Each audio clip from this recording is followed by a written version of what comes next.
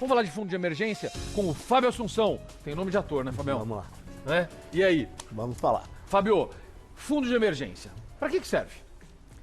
Fundo de emergência serve para tudo aquilo que você não está esperando que vai acontecer na tua vida. Então pode ser teu carro quebrar, pode ser uma doença, pode ser você perder emprego, pode ser qualquer dessas coisas. Tá, como é que a gente começa a fazer um fundo de emergência? Porque a gente está num momento super difícil de crise, eu estava lendo o Estadão de hoje, inadimplência que aumentou, inadimplência dos idosos que acabam ajudando os filhos a pagar as contas atrasadas e estão inadimplentes também. Como num momento como esse a gente consegue ainda fazer um fundo de emergência? Bom, primeiro é o volume que normalmente se convém. A gente fala que normalmente 6 meses de gasto é o volume necessário de fundo de emergência. Mas isso não é uma verdade absoluta. Tá. Então isso você tem que pensar um pouquinho na situação de cada pessoa. Se você é um profissional de emprego formal, trabalha há muito tempo, o fato de perder emprego já é mais... Você vai ter fundo de garantia, você vai ter 40% de multa, você vai ter um... Você consegue segurar um pouquinho mais? Você vai ter algum dinheiro na saída, então você pode ter um fundo um pouquinho menor. Se você tem um plano de saúde, você está coberto com relação a algum problema de saúde, essas coisas. Então, você tem que entender qual é a situação individual. Tá.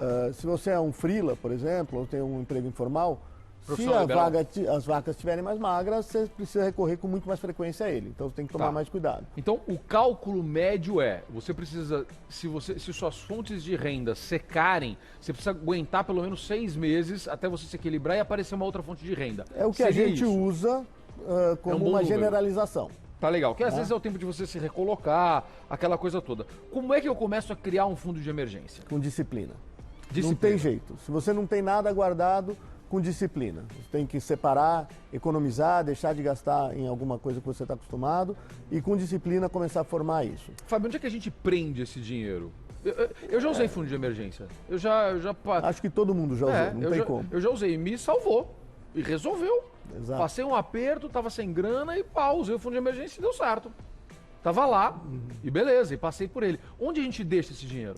Então, na realidade, você não prende o dinheiro, até porque o fundo de emergência é o dinheiro mais livre que você tem guardado. Você tem que poder pegar numa emergência. Você tem o fator principal que você tem que ter no fundo de emergência, a característica principal é fácil acesso. Perfeito. Então, isso justamente colocar em investimentos que você tenha acesso a eles num curto espaço de tempo. Tá. Tem um monte de coisa que é D0, tem coisas de 2, 3 dias. Acho que tudo isso cabe como fundo de emergência. Não pode ser uma coisa que você, só pode pegar esse dinheiro daqui a um mês. Às vezes você não tem esse mês. Se você deixar 100% para pegar daqui a um mês do seu fundo de emergência, não é recomendado.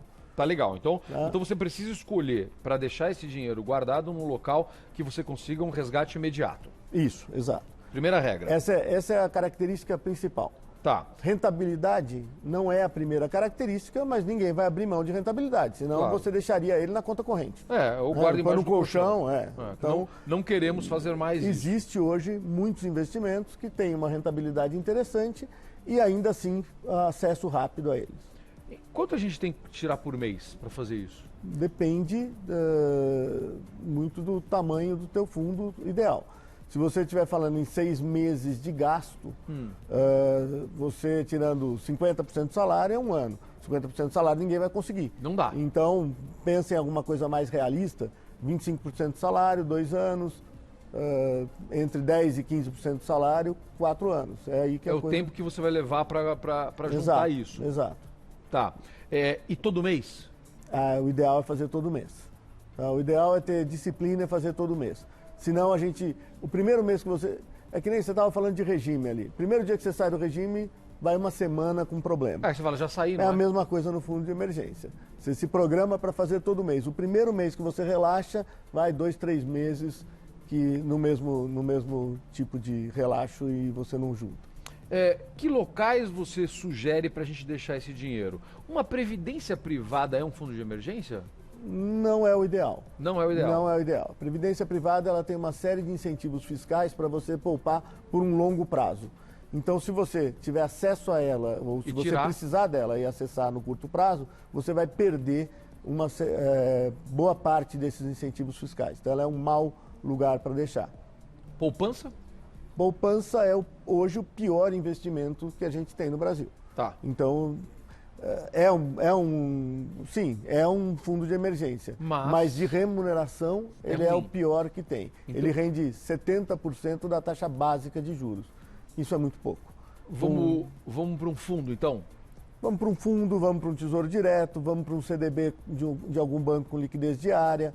Eu acho que na ordem você sai da poupança, vai para tesouro direto ou para um CDB com liquidez diária, a sua rentabilidade já melhora, mas não é lá grande coisa. E um pouquinho acima disso, se você pesquisar um pouco mais, você vai para algum fundo ou de renda fixa, até que tem um pouquinho de crédito envolvido, que com um período de saque muito curto, que você consegue ainda aumentar uns 15% a 20% sua remuneração. Comprar dólar, pode? Pode, mas não é recomendado. Não? Não. O dólar, em alguns momentos, ele tem um desempenho muito forte em relação ao real. Mas no longo prazo, ele tem um rendimento muito ruim. Então, o dólar não é um bom investimento. No longo prazo, eu diria que o dólar não é um bom investimento. Melhor não, né? Melhor não. Especialmente se a gente comprar agora que ele está tão alto. Agora né? que está alto, a tendência é que você perca dinheiro, a probabilidade maior é que você perca dinheiro e não que ganhe. Tá.